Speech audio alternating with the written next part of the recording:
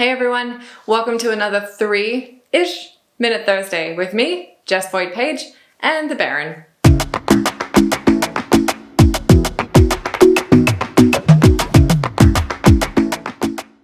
For today's video, we are going to start with a little bit of story time.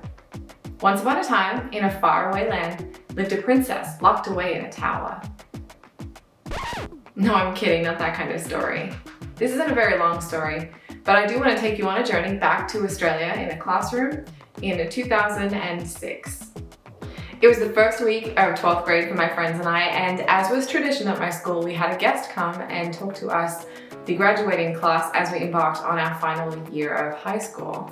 Now, I remember two things about this talk. The first was that my legs were absolutely numb and I was terrified that if I had to stand up, I would fall face first onto the ground in front of my entire class.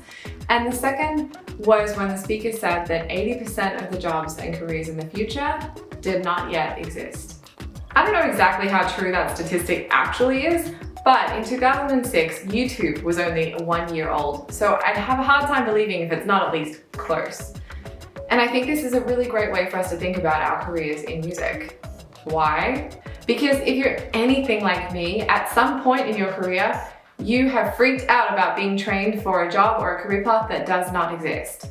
And that thought can be enough to send you running off into your bedroom to curl up in a fetal position in the corner and cry. I know a lot of musicians are worried right now, and honestly have been worried for a long time about whether our degrees are adequately training us for jobs and careers. And if this is you, I have a challenge for you today. What if the idea that you weren't trained for a specific career, or that you were trained for a career that doesn't exist, isn't a bad thing? What if the training that you received in school was only 20% of the larger picture? What kind of possibilities and opportunities could that open for you? And just a quick side note here, if you really are worried that you've been trained for a career that doesn't exist, imagine having a degree in orchestral saxophone. I was actually trained for a job that I have never seen or heard of before anywhere, and I'm doing just fine.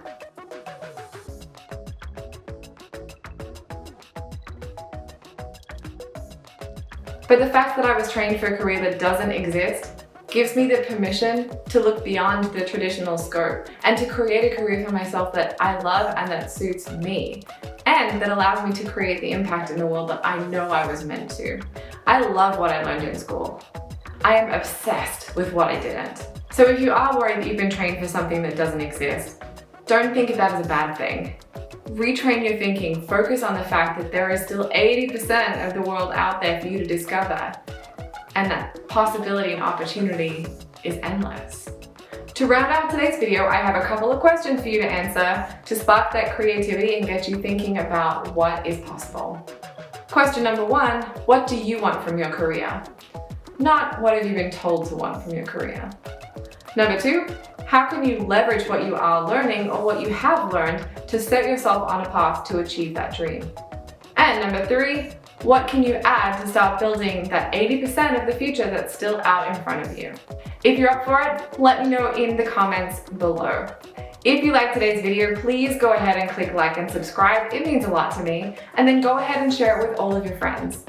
You can also stay in touch with me over at jessvoigtpage.com, where you can sign up for my mailing list. And then you can find me on Instagram and Facebook, and those links are in the description below. As always, it's been an absolute pleasure hanging out with you, and I'll see you later. Oh. Hi.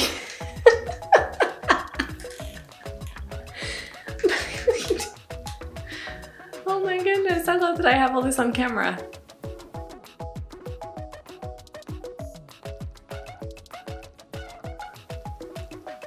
Silly.